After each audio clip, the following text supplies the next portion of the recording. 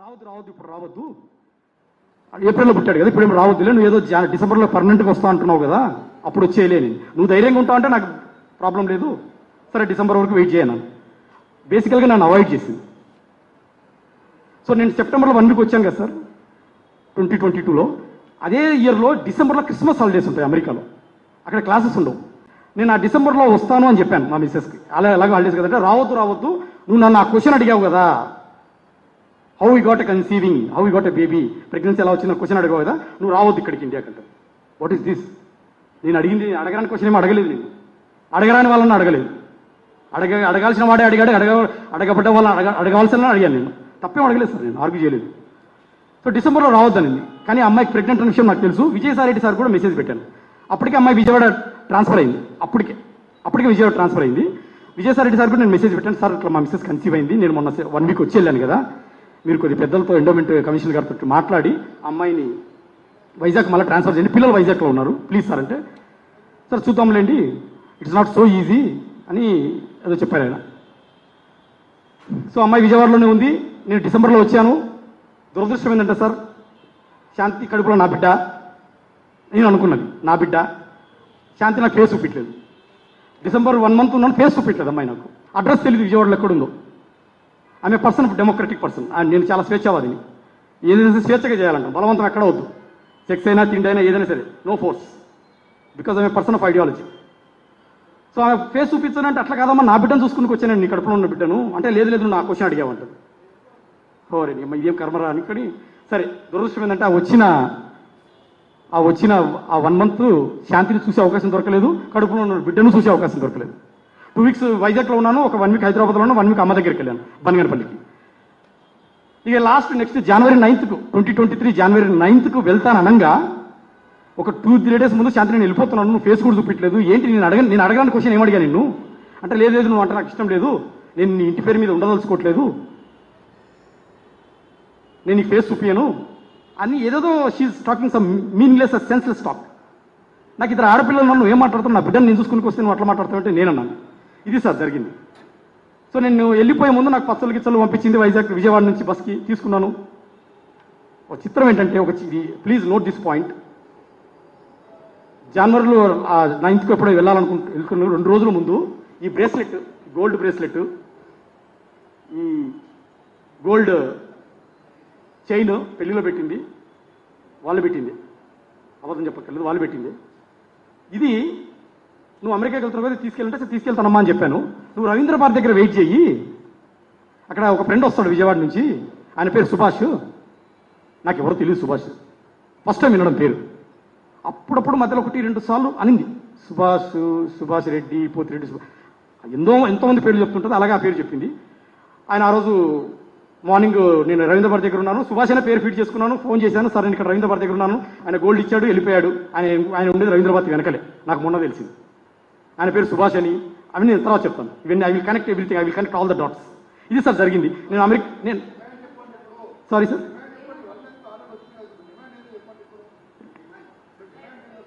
Sir facts తెలియాలని ప్రయత్నం చేస్తున్నాను నేను.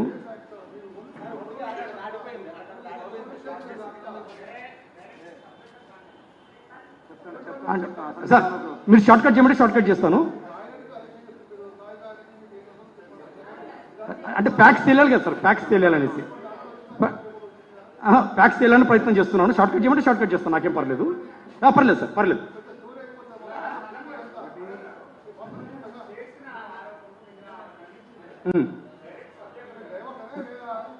లేదు సార్, డైవర్స్ కాదు సార్.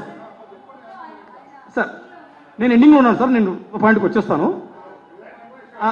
నేను నిలబడి టకటక చెప్పంటే చెప్పేస్తాను బ్రీఫ్గా, దాంట్లో నాకేం ప్రాబ్లం లేదు. ఆమె assistant director, I know how to teach the people. మీకు షార్ట్ కట్లో చెప్పేమంటే చెప్పేస్తాను, నాకేం పర్లేదు. నేను పర్లేదు సార్, పర్లేదు. సిసి ఫ్యాక్ట్స్ డివేట్ అవ్వకుండా చెప్తాను సార్. సారీ ఫర్ ఎక్కువ టైం తీసుకున్నాను, ఐఎమ్ రియలీ సారీ. అదే నేను ఫ్యాక్ట్స్ ఎస్టాబ్లిష్ ట్రై చేస్తున్నాను సార్. సరే సార్. అరే నేను అప్పుడు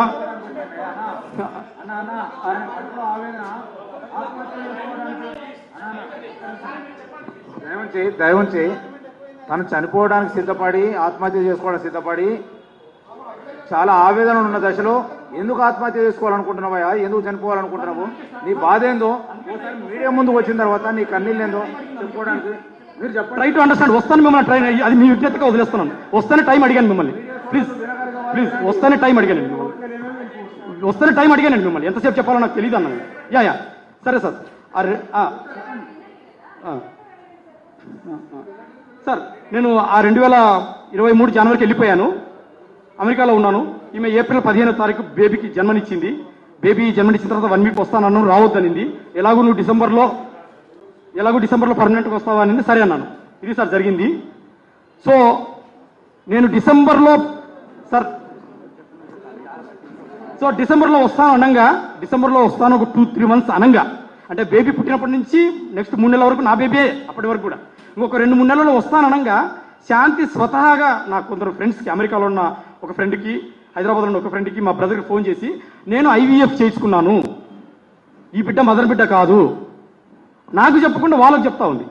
వాళ్ళు నాకు ఫోన్ చేసి మీ ఇట్లా మిస్సెస్ IVF చేసుకుందని చెప్తా ఉంది అని.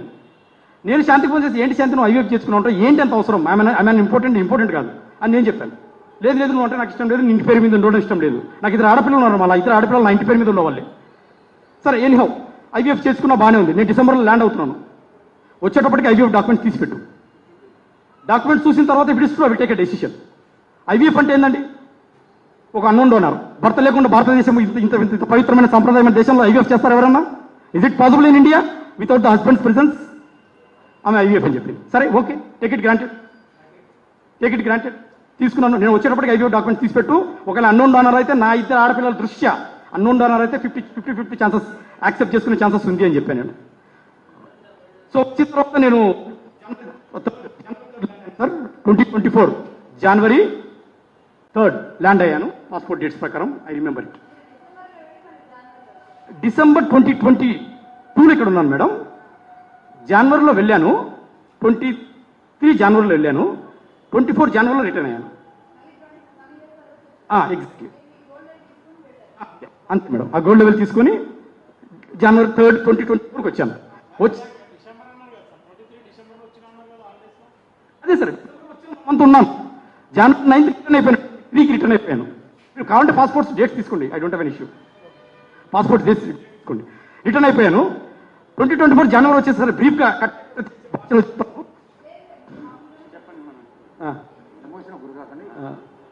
చెప్పండి. మీకు జరిగిన అన్యాయం మీరు ఏం కోరుకుంటారు? 2024 జనవరి వస్తాను IVF డాక్యుమెంట్స్ చూపించంటే అమ్మాయి IVF డాక్యుమెంట్స్ లేవు, ఇది నేను IVF డాక్యుమెంట్లో నీకు తండ్రి ఇవన్నీ పేర్లు చెప్పరు, తెలియకుండా చేసుకున్నాను అనింది. సరేనమ్మా, తెలియకుండా చేపించుకుంటే నాకు హాస్పిటల్లో చూపించాను. లేదా హాస్పిటల్ కూడా చూపించాము, నేను తెలియకుండా చేయించుకున్నాను అనింది. అరే IVF ఎట్లా చేస్తారు తెలియకుండా? నేను పిచ్చోన్నా, ఐఎమ్ నాట్ ఏ ఫూల్, నాకు తీసుకెళ్ళి హాస్పిటల్కి వెళ్ళాను నేను అంటే లేదు హై ప్రొఫైల్ వ్యక్తులతోటి నేను IVF చేసుకున్నాను అని. ఎవరమ్మా IVF? నీకు IVF చేసిన హై ప్రొఫైల్ వ్యక్తులు ఎవరు? నీకు ఇచ్చిన డోనర్ ఎవరు? అసలు ఆ డోనర్కి ఎంత ధైర్యం, చేసి హాస్పిటల్కి ఎంత ధైర్యం అని నేను క్వశ్చన్ చేశాను. లేదు ఇది నీకు తెలియదులే, నేను పెద్ద వ్యక్తులతో డోనర్ తీసుకున్నాను అంటూ శాంతి స్వతహాగా నాకు చెప్పింది. అంటే నేనున్న ఆవేశంలో శాంతి ఏం చెప్తుందంటే, నాకు నేను విజయసాయిరెడ్డి గారికి పిల్లలు లేరు, ఆయన ఒక బాబు కావాలనుకున్నాడు. విజయసాయిరెడ్డి గారు అంటే నాకు ఇష్టము, నేనంటే విజయసాయిరెడ్డి గారికి ఇష్టము. విజయసాయిరెడ్డి గారికి పిల్లలు లేరు, ఆయనకు ఒక కూతురు ఉంది, ఆ కూతురుని అడాప్టెడ్ కూతురు. కాబట్టి నేను అతను ఒక బాబు కావాలంటే ఒక బాబుని కనిపెట్టాను. నాకు గుండెలు పగిలిపోయాయి. నువ్వు కనిపెట్టబెట్టండి, ఆయన అడగడం ఏంటి, నువ్వు కనిపెట్టడం ఏంటి, ఇదేంటి NTR లక్ష్మీపార్వతి అని క్వశ్చన్లో పడ్డా నేను. సరే కనిపెట్టావమ్మా, now I cannot do anything. నేను వైజాగ్ వచ్చిన తర్వాత జరుగుతుంది డిస్కషన్ సార్ ఇవన్నీ కూడా. సరే నాకు డాక్యుమెంట్ చూపించండి, I will take a decision. Document చూపించదు, హై ప్రొఫైల్ వ్యక్తులు, డాక్యుమెంట్ లేదు. అలా నమ్ముతాను, నేను నమ్మను. ఒక 1 మంత్ సార్, జనవరి 3rd ల్యాండ్ అయితే నాకు జనవరి అంతా కూడా ఇదే టార్చర్. హై ప్రొఫైల్ వ్యక్తులు అన్ని పేర్లన్నీ మార్చేశాము, నీకు బయటికి రాదు, నువ్వు నమ్మాలి. నమ్ముతానమ్మా, నమ్మేటట్టు ఒకటి చెప్పు నాకు అన్నా. నువ్వు నమ్మాలి అంతే అంటది. నువ్వు చూపించినప్పుడు it is physical relation, it is an IVF అని నేను డిసైడ్ చేశాను. అవును ఫిజికల్ రిలేషన్ అనుకో అనేది. సరే మరి ఫిజికల్ రిలేషన్ అయితే ఎవరితో? నువ్వు ఎవరితో అనుకుంటే వాళ్ళతోటే. చక్కగా చెప్పి ఎవరితో అంటే, అవును పెద్ద ఆయనతోటి, విజయసాయిరెడ్డి గారితో ఫిజికల్ రిలేషన్షిప్ అని. ఇప్పుడు నేను పెద్ద ఆయన పోయి అడగలనా మేడం?